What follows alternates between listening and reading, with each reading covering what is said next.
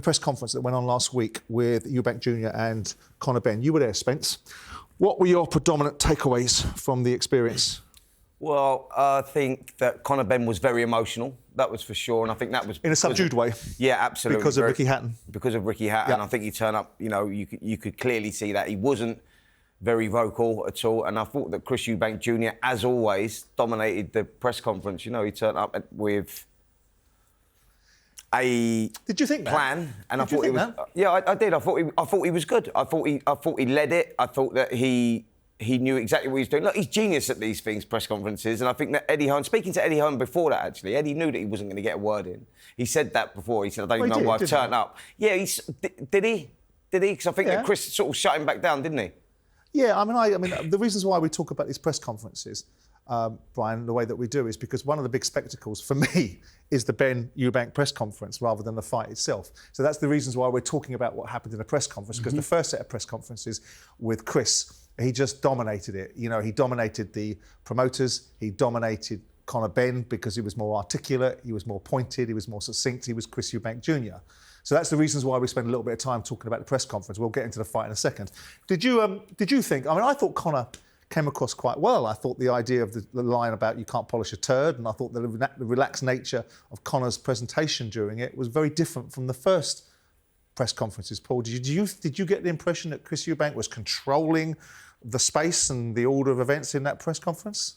The thing with Chris Eubank is he always does, and he always finds a way. He's very well spoken. He's not as stupid as he would probably have you think he is, and he has a way of speaking. Chris is not stupid in the slightest, is he? That's what I mean. Yeah. I think he's very intelligent and articulate, and he gets it across in there. And what you notice with Chris Eubank, or what I certainly noticed, the last few years you've grown to really like him, and I've been against him twice with my brother in the opposite corner, and obviously I didn't want to like him much then, and sometimes he said a couple of things which obviously went below the belt, as do other fighters in press conferences, but he's sort of won the public over in this Benn fight, in my opinion, in the last fight, more than he ever has. He's probably got more fans now than he ever has for him as a person as well as a fighter.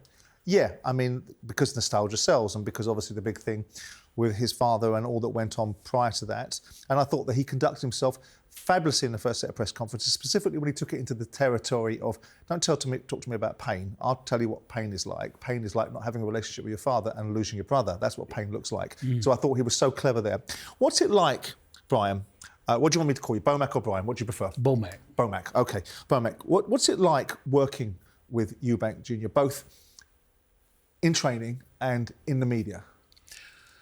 Well, working with Chris, to me, it's a joy to work with, you know, a top fighter from over here, from England, and to add love to it. You know, his father being who he is, a legend.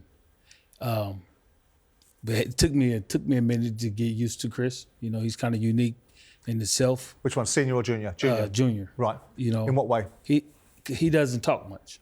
He really doesn't. He doesn't talk much. He doesn't talk much in camp. He comes in. He's one of the only fighters I ever seen come in, and he's ready right away. Okay. He'll get straight to work. You know, so as a trainer, you got to watch him and say, "You ready?" Ask him, "Is he ready?" Or because most fighters come in, what they do, they mess around a little bit, try to get the music together. You don't want to talk to the other fighters, but Chris is one of those guys to come in, get straight to work, and then once he get done, he complete his work, he'll go. Because there was a perception, and I think I'm right in this, that he didn't take direction the way that other fighters. I watched you the other day with Terence Crawford, and I thought that was a perfect example of how a corner should be coordinated in terms of the control that you had in that corner. You went to your assistant when you felt there was a necessity to ask him if he wanted to say anything, but there was complete and utter focus.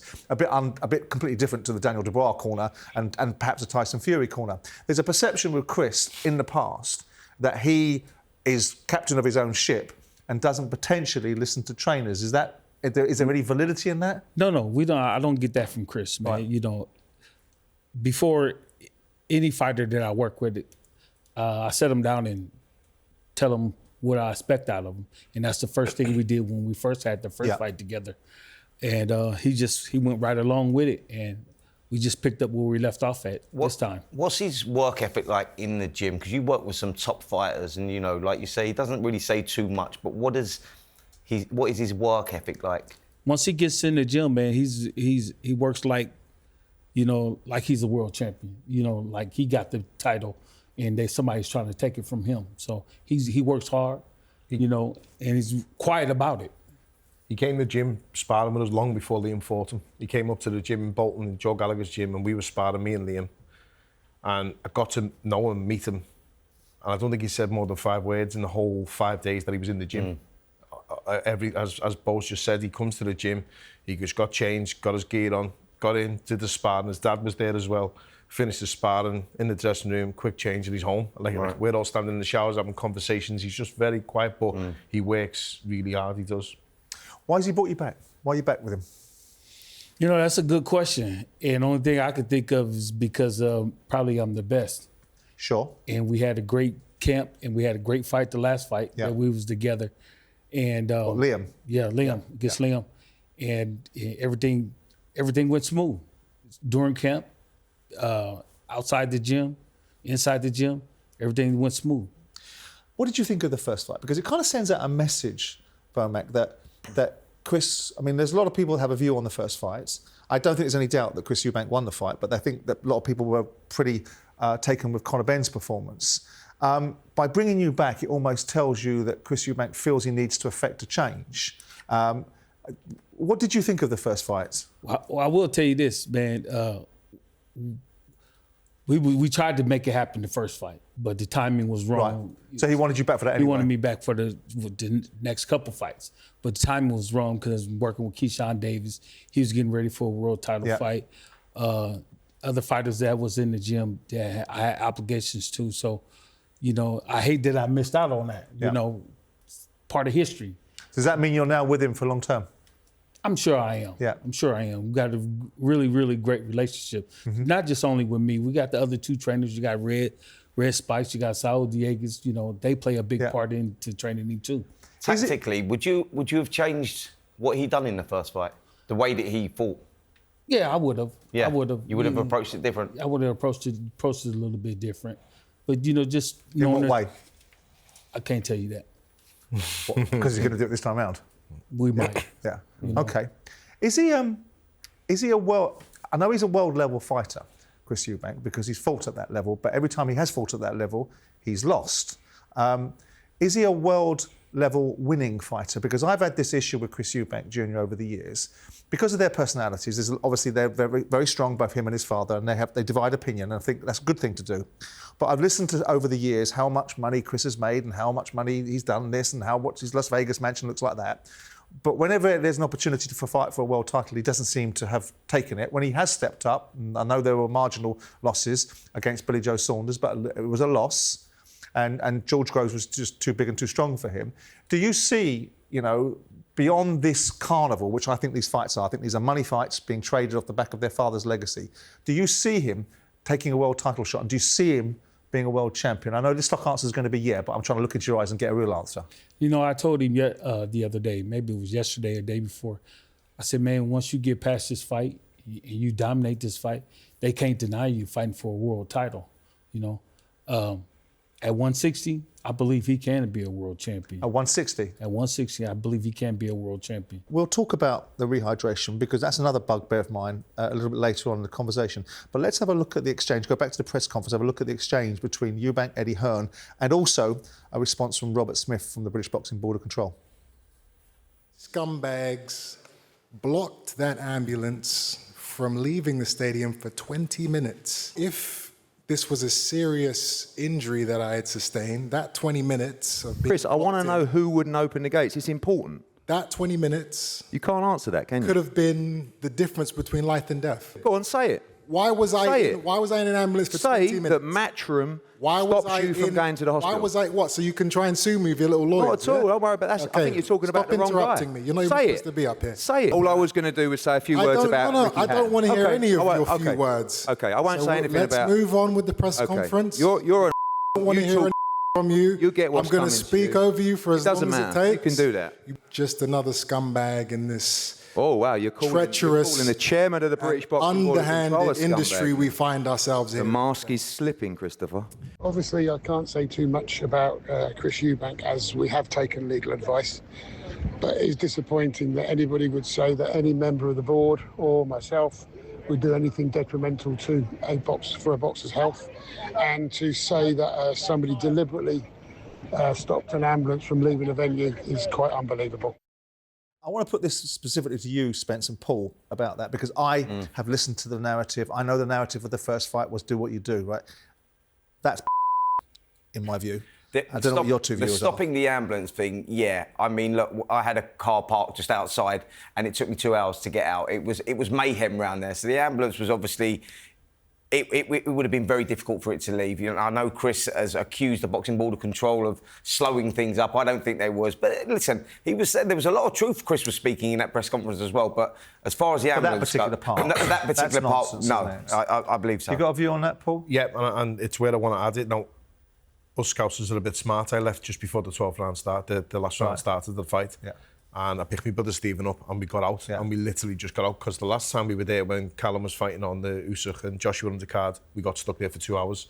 It's renowned for it, that ground. It's not really set up in a way just yet. You know the area around it. You missed the last round, by the way, mate. Yeah, 100% missed it. I was watching it on the phone as we were sitting in the car around the corner, just away from the traffic. He's ruined what are very valid points, Eubank, by criticising anyone trying to keep him with the ambulance. That's absolutely nonsense. But he has got very valid points when he speaks about the Boxing Board of Control, about where the money goes from the fines, about where the money goes in general. Right. I've never seen an ex-boxer being helped, and that's what they say, it goes towards ex-boxers. I would like to see a lot more transparency from the Boxing Board of Control, and whatever he said, he's going to get in trouble for it, because the boards have got KCs on as the stewards. Sure. They've got the best legal advice in the country to hand for them, and they will come. But the idea, I understand what you're saying. I know he's ruined a few good points with a lot of bad stuff. I mean, the idea that Eddie and anybody was responsible for suppressing an ambulance is getting out there, it was nonsense. Someone who wasn't at the press conference is Chris Eubank Sr. I'm sure we will hear more from him later on, but let's listen to Chris Eubank Jr. talking about him. Well, I was with him yesterday on my birthday for the first time in 6 years. We had a great day. He doesn't want me to fight. I don't think he wants me to fight in general, not just this particular rematch. I think he thinks that at 36 years old, I should be moving on to different things in this stage of my life. But that is a father worrying about his son. And, you know, he doesn't see the things I'm doing on a day-to-day basis in the gym. You know, I'm still capable. I'm still hungry. I'm still loving dedicating my life to the sport. So retirement is not in my eye line right now. He will be at the fight for this fight. And I would imagine that he will be,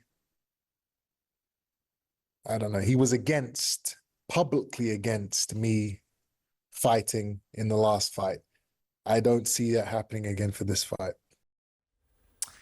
Now, I spoke to Chris Eubank Sr. on a number of occasions prior to the build-up of the fights, when the first fight was postponed because of the circumstances surrounding Conor Benn, and he was against it. He was very vociferous and very vitriolic about all the people that appeared to have worked with his son, accusing them of the worst kind of things, and also talking about the level of competency that they've exhibited. Now, I'm not suggesting he's brought you into that equation, but he's going to be visible over your shoulder potentially. How's that feel for you? It doesn't bother me not one bit. You know, I'm there to get his son better, so I'm sure he's probably gonna agree with me on some of the things, and probably not on some other things. But hey, my focus is Chris. We touched upon very briefly, and we'll pick up after this little bit of VT that we've got from Ben Shalom, talking about the rehydration clause side of things. Let's listen to Ben Shalom, Chris's promoter, talk about it first. We aren't happy with the rehydration clause. Chris isn't committed to that rehydration clause again, as of yet. Okay. And the initial time it was put in front of us, it was an ultimatum. It was, the fight's not happening unless this. So Chris is in a difficult position then. Everything's been agreed. Everything. You're talking, we've gone through the contract, we've done every single clause. We get to the last moment. I think it was if I remember, maybe just before the press conference or something, and then it was landed on us, an ultimatum like that. In the end, Chris is a money man, and he accepted the challenge. Is it healthy? Is it right? Is it absolutely? Should it be banned from boxing? Absolutely. Did Terence Crawford need a rehydration clause against Canelo? No, he didn't. And so I don't think it should not be used in this fight. Absolutely not. And people could say, oh, well, he missed the 160. He missed the 160 because of what was going on.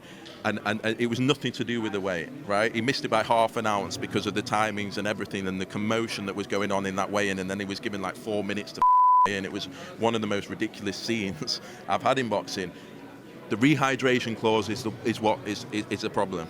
And that is what should be not happening in this fight. I've sort of laboured this point on a number of occasions, Bomac. My understanding of the rehydration clause is that Chris gets paid £1 million bonus by being inside it. Isn't it a simple exercise where, you know, wave the £1 million, be healthy?